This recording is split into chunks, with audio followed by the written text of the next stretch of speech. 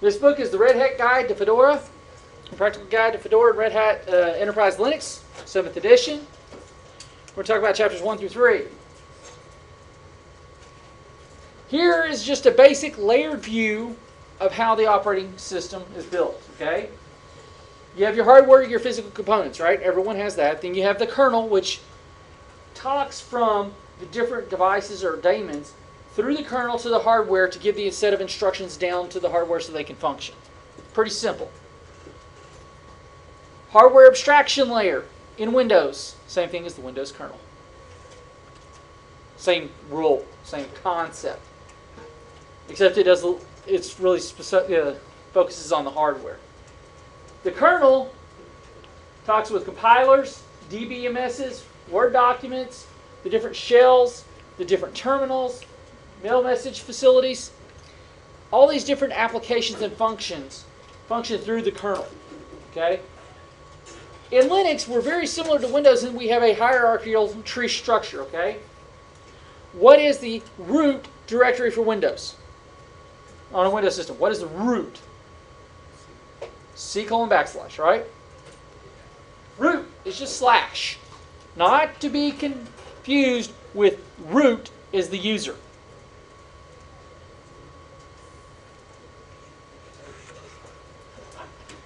By default, you're going to have several different areas. Okay, you're going to have etc, you'll have binary, you'll have home, you'll have temp, you'll have others. These are just showing a small view of what it is. Under the home directory, that's where your users have their home directory, with the exception of root. We'll have Mac, SAM, and HLS, right? Well, under HLS, he's going to have a binary, and he's going to have a notes. These are subdirectories that he's created underneath his home directory. And then they have sub-files underneath that bin directory. Does that make sense? Just a hierarchical tree structure.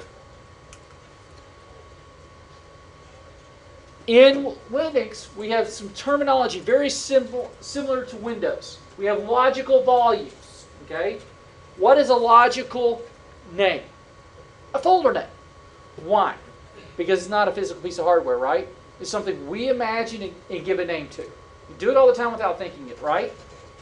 Anytime you right-click on your desktop, you create a new folder, you've given it a logical name. It's called a logical drive or a logical volume. All these, your var, your user, your swap, your root, your home, all those are what we consider logical volumes. Then we have what we call a volume group. What is a volume group? It's the big bucket, the big pill. You have your physical volumes, you'll have your logical volumes, all put in this big bucket, right? Any type of volume is a raindrop filling in this bucket. Our physical volumes are our physical disk, A, B, C, and D. All right? Hard drive A, hard drive B, hard drive C, hard drive D. Off of one of these, in this case, I don't know, they should have had it over here, your boot partition. Similar to your master boot record. Does that make sense? Right. Y'all understand the Windows to Linux concepts here? Have I lost anyone? Going once. Going twice. Out of here. All right. If you go to mirrors.fedoraproject.org, you can actually download an ISO image of any Linux system that you ever want. That's on Fedora, okay? Mirrors Fedora Project. I can go back down here to 12 or 13. 13 is a pain in the rear, right, Roger? Uh-huh. How many of y'all have dealt with 13? Yeah, pretty crummy, isn't it? I'm just glad I put you on 19. Actually, now that you'll see 20 out here, because that's the new one, okay? They have a 20 distro now. But you can go over here, you can click on it, whether it's the 64-bit version or the 86 version, which is your 32-bit version. They're the same. You just click on it, it will download that ISO image, then you do what you need to. All right? Any questions on mirrors.fedoraproject.org? Fedora Project, you can go in there and download any type of package that you need. When we start talking and downloading RPM packages to do updates, or if we're going to do a Yum update, we'll go to this mirror site and we can download them physically through HTTP, or we can do it through the command line, which that's how you're going to do it through Yum, right? Once you click on that directory, you're going to have these folders up here. You're going to have to download all these to put them on a disk. You'll have to download every single thing. I hate. And you know what's really funny? Can anyone tell me what web they're using for that? What web interface? Apache. It tells me right here how to hack them. Really funny, isn't it? Just go take off the when you're editing Apache, make sure it's not on your master template of what you can do. We can create a USB, live USB, where we can just download this one off the Fedora Live project. You have that live CD. You can download it from here, target to your SDB, which is going to be your USB drive, and then create live USB. So all I got to do is just plop in my live USB, and now I've got an operating system. Okay? So the first thing you're going to do when you have a live image, when you plug in that disk, is you can start Fedora Live or you can troubleshoot it. In this case, we're going to start it. Well, if they want to troubleshoot it. You go troubleshoot, you can boot from the local drive or return to the main menu, or you can run a memory test. Why? If you're troubleshooting, you need to figure out what's going on, why you can't boot into it. But after everything's run and you bring up the system, in Fedora, this is Fedora Live's desktop, you have what they call activities. Basically, that's your start button. Everything comes down off that start button. But we also have a sidebar on here where you can go and you can click in Mozilla, your mail, chat dialog, camera, photos, documents, files. Okay, you get the drift. Taskbar type stuff, quick launch. So you can do it from a live CD, or you can do it with the regular Fedora CD or DVD. Well, I will tell you, well, this is an image boot. You're booting from an image. I've already got that live set up, so when you first boot in, you go to the live, you're going to click on install to the hard drive. Okay? Follow it step by step through that lab manual. If you miss a step, it's not going to function correctly. All right, it's pretty straightforward, right, Wendy? So we're load this onto our hard drive here. There's no way we can like use a USB and do this at home. You can play around with it at home if you want it from your home computer. You can go to Fedora Project and download it. I mean, that's assuming that I could make my computer do it because of the Yeah. problems I had. But assuming I could, Yeah. if I had it on a USB, I could just bring it back and forth, put it on the computer. No, No. because a live USB, once you pull it, it kills that entire session. Basically, it's like a session. It only runs as a session. So once you pull it out, it's done for. Everything, it runs in memory. So when you turn it off, you lose everything. It's good for when you're troubleshooting systems, when you have to get in to reset a password, things like that. That's why I recommend in cybersecurity, always have a flash drive on it that has a live boot to Kali Linux. So you can go reset passwords if you need to. You just plop it in, boot to it, go and reset the passwords, come back out, let them log into Windows. Because your typical person is not going to tape it down to their desk like some people we know. But they're going to do other ways like putting a whole 8.5 by 11 sheet of paper, fold it in half, and tape it with one string of tape to the bottom of a keyboard. I mean, I'm trying to understand. So you're saying that all of the labs that we do in this class, They're on the VM. accomplished on whatever computer we download. No. They're on the VM. Oh, You'll do it through the VM so that you can do it. You'll log into vSphere and be able to do it that way. Okay? I've already gone past this part for you, but I'm just going through it for simplicity's sake. Install Fedora. I'm not going to troubleshoot it. You'll get to this screen, okay? Everyone's going to get to this screen. Now we're in chapters 3. You're going to come over here where it says installation source.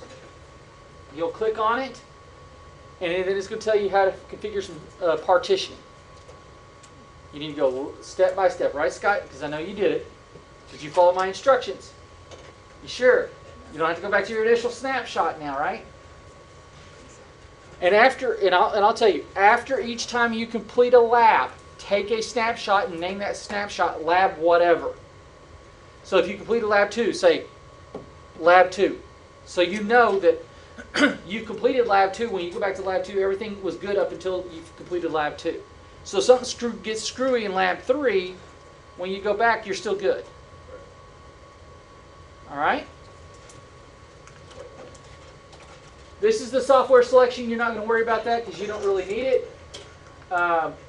Here's what you're going to see with that installation disk. You can come up here, you can click on this. That's where I want to install it to. Instead of automatically configure it, you're going to say, I want to review or modify my configurations before going. Make sure that's set to LVM, logical volume. If not, you're going to have a hard time. Once you get in there, you'll see this nice little screen that comes up.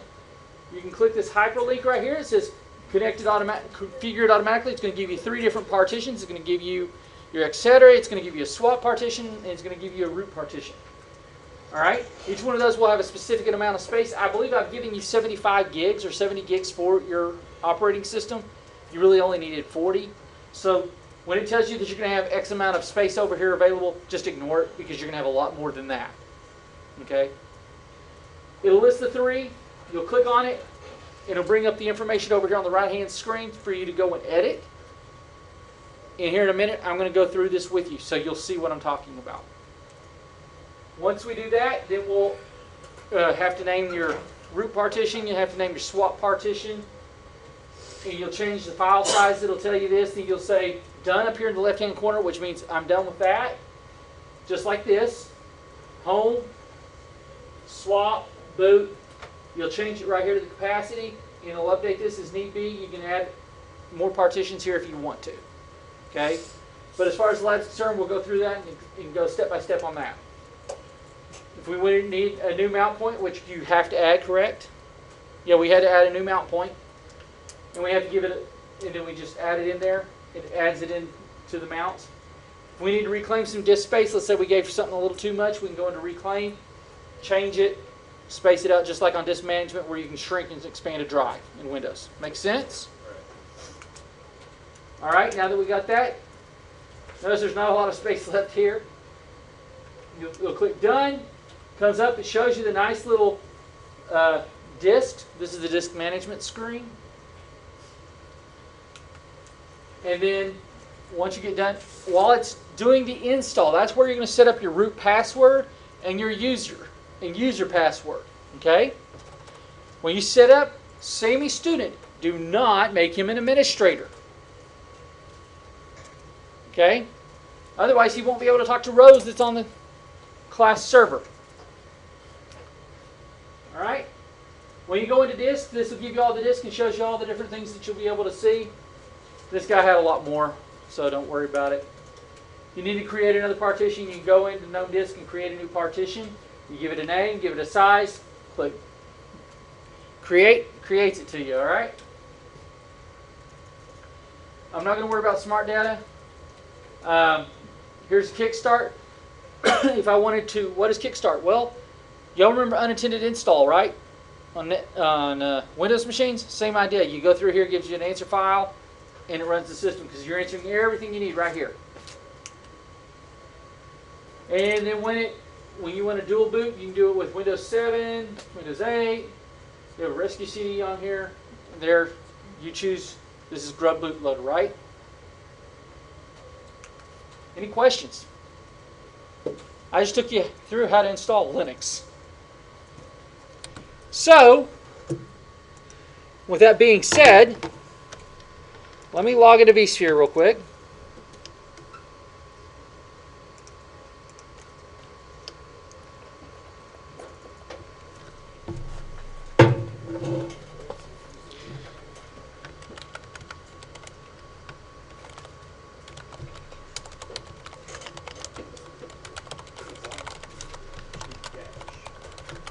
Okay, again, I'm going to have more drives than, more things than you're going to have. So just keep that in mind as we go through.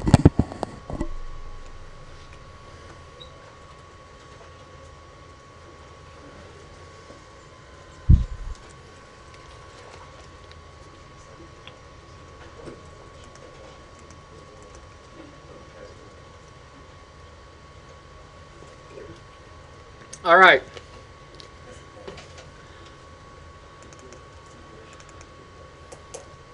Let me get this VM up for you real quick.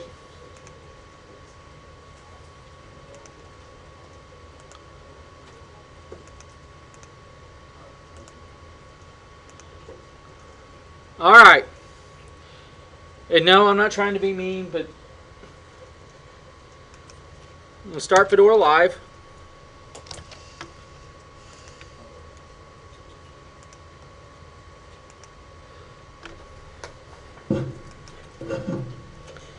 I'm going to take y'all step by step on how to do it. Now, someone's going to have to read me step by step.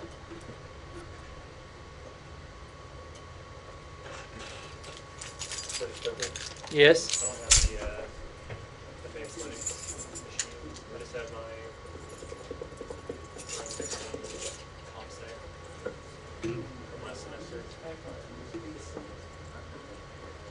I thought I had it. We'll take a look right after class.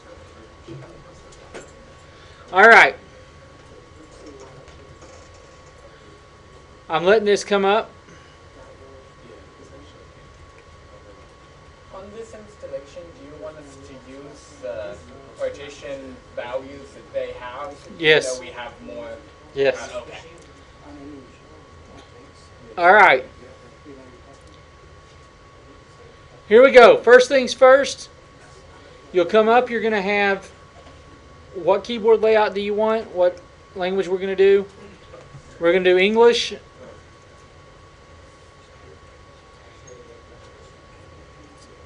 Now notice, what does it do?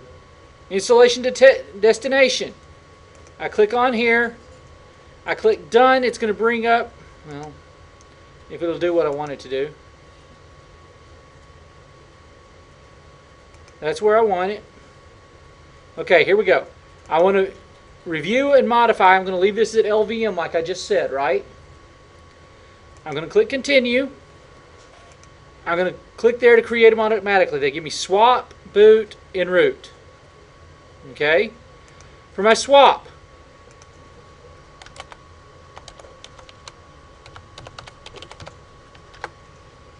I believe is what it says, okay?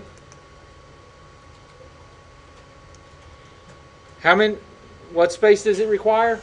Anyone have their lab? One? Did it say label it or name it?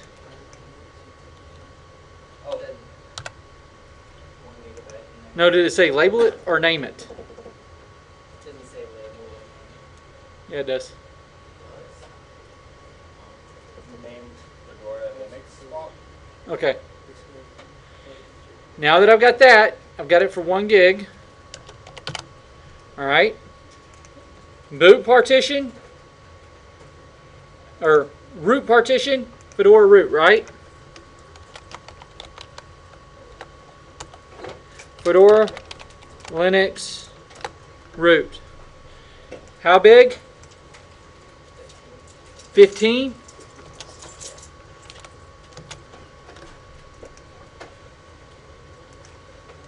Okay.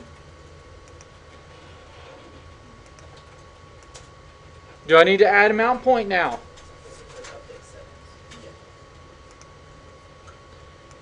Do I need to add another over here? What is it? It's var, right? Oh, is it home? Capacity? Because I don't have it right in front of me. 2 gigabytes. Add my mount point. Now notice you're going to have 32.69 gigs left.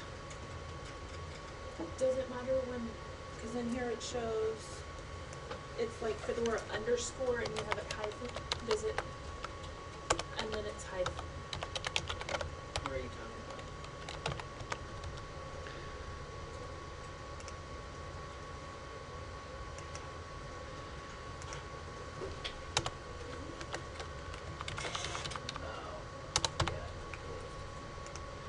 So I got them backwards. At least I remember that much. Okay, now we're done with it, right? We've gotten all those that we needed. We come up with the 2 gig, 1 gig, 515, right? We'll click done. You're going to accept the changes. Come on. Custom partition was done. I go down to the bottom right, say begin installation. Now, here's where we have fun. You have to give it the root password. What's the root password? Bird 482 DOG. Don't ask me how it managed this, but okay. We've got that done. Now we're going to come over here. We're going to do Sammy student. And it's just going to be student. Leave this blank as we don't want them to be administrator, but we do want to require the password. And this one's fit 714 tree. Right?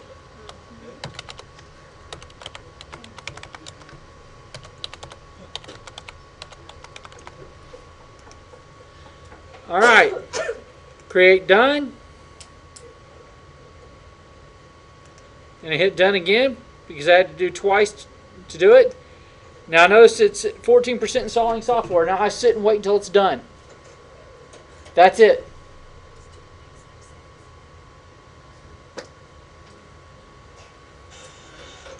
Is there any questions on how we install this operating system? And it's going to reboot a couple times before it gets done. But is there any questions on what we've done? No questions? I'm not exactly sure how you did, But if you go back and listen to the video, take it one step at a time. If you follow those instructions,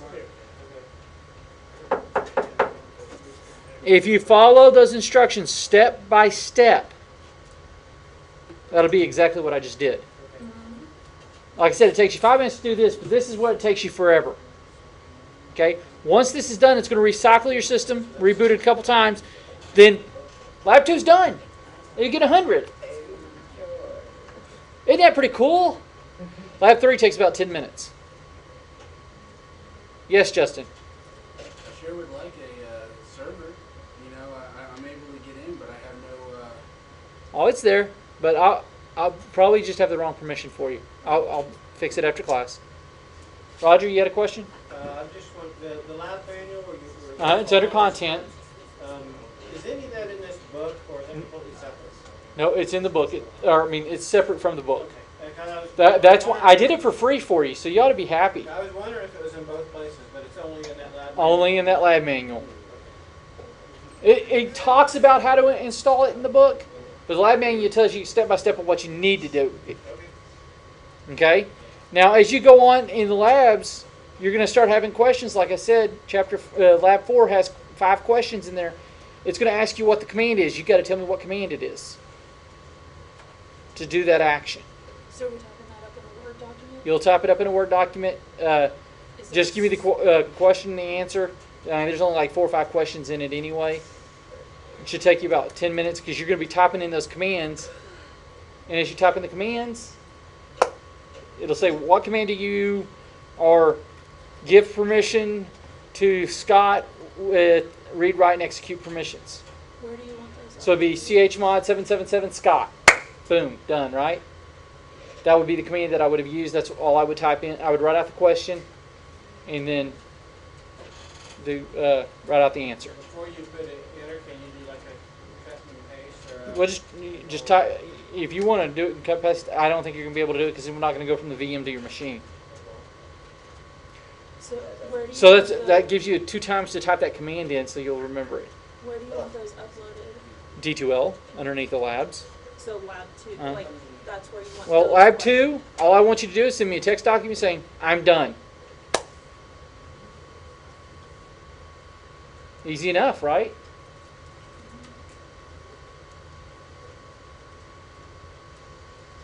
Any questions? Really simplistic. Installs are easy. When we start getting the command line, it gets a lot more interesting. Now, Evan, how is this compared to the summer? I like this better than the test maps.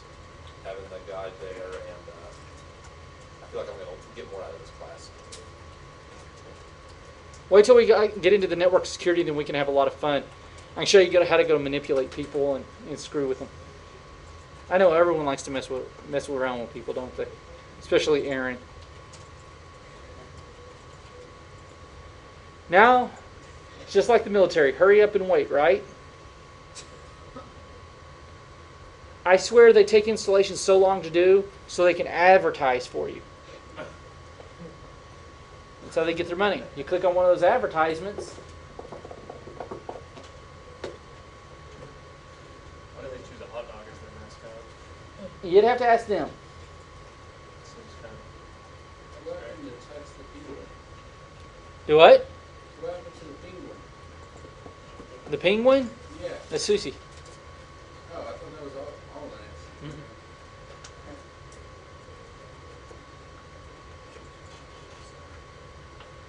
Used to be, but now there's more distros. Each of them have their own marketing. I don't know if that's just this particular graphic, but Red Hat has a Red Hat. Oh yeah, but I mean Red Hat's like an enterprise where they didn't actually charge us for theirs, where it's like Fedora and the rest of them are free. Fedora actually has a big F. A big blue F, or kind of like Facebook, yes. I was playing around with this over the weekend or sometime, and particularly this lab manual, Uh-huh. and I tried to print out the pages for lab 2, just so that, so that I don't have to be switching back and forth to my computer. And I tried everything I could, and I couldn't get it to print out anything but just the page you were on. And I didn't know if it had something to do with the fact that I was doing it from D2L. It has it locked. Okay. Wasn't my idea. So there's no way to get around that? There's no way to print out? Yes, you can. Go to adobe.com and go to Adobe Acrobat 11 Pro. Download the 30-day trial, and you can print out, change them from a PDF down to a Word, and then print from Word each section and save it as a PDF, because it'll allow you to print a file as a PDF and save it that way.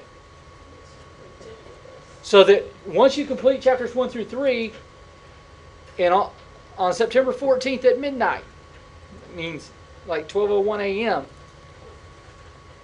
in the content area, there's going to be a folder that opens up that gives you the answers to all those questions for the end of the review questions for chapters 1 through 3. Right after the questions are due. Why would I want to put them out there beforehand? See who's like paying attention.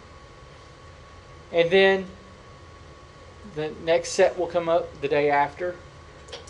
So you will have your answers the day after. Okay? You will have gotten through all the labs and everything right before Thanksgiving break. Why? Because the week after you get back from Thanksgiving is the week before finals. I want to cover what's going to be on that. You're going to have your hands-on final exam night and written final that week. Those 2 weeks. Okay? You ready for this? Your hands-on final is going to be a take-home, non-timed, open book test. How many questions is it? Hands-on, And how many gradable objects are there? there's now more. Just for Aaron, right? And then your written will be given to you. I'm going to open it up the night after,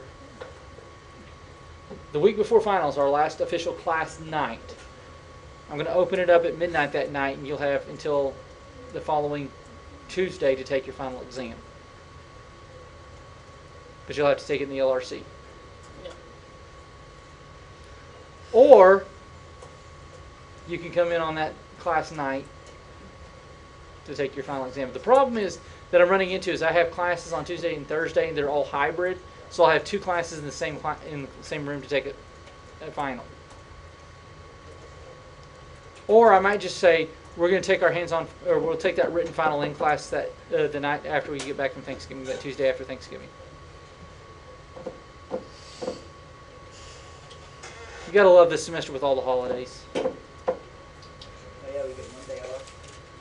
And yeah, there's no class on next Monday for those that don't know, because of Labor Day. So that's probably what we'll do for finals. That Tuesday before final exam week, we'll do our final exam in here. They'll come in here. I'll give you your written final. It'll be in D2L, like 40 questions.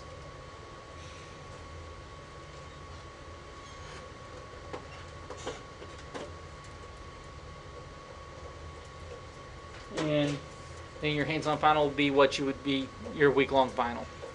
I think that's fair. So you don't have to be up here for finals week for my class. Any questions?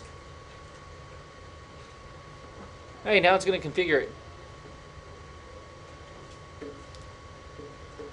Hey, there he goes. We're going to quit it, and it's going to allow us to restart.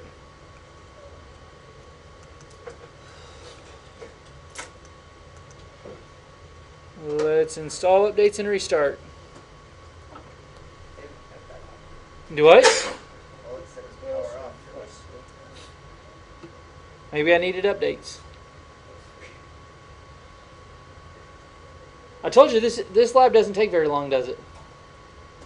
Compared to Fedora 13, which took us 2 class nights. Good. Okay, now it's restarting. I love how quick it restarts.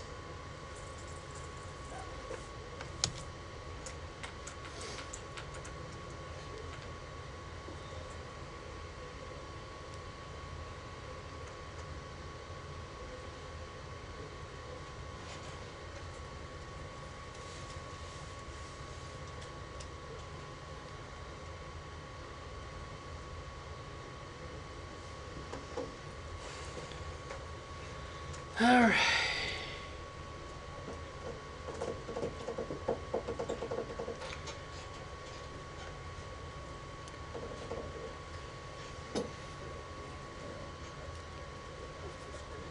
Okay, we're right here. Sammy student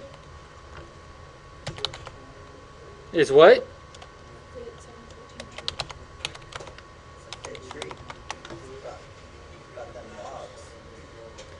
All right. Then we're here. We've got it done. Is there any questions? James? Thank you. We've logged in as Sammy student. Oh, wait a minute. What else do we have to do? Now we have to install GNOME Desktop. This is lab 3. Okay. So what I'm going to do is I'm just going to power it off, because I want to show you what I want you to do. You can come up once it powers off.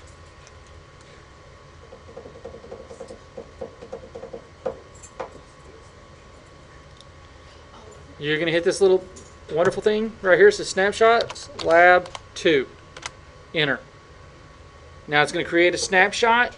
I can actually close out of that. And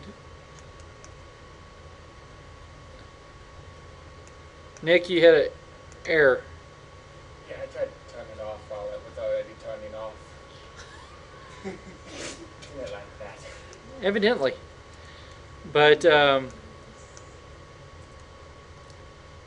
that's probably why. I also see James McWater is not.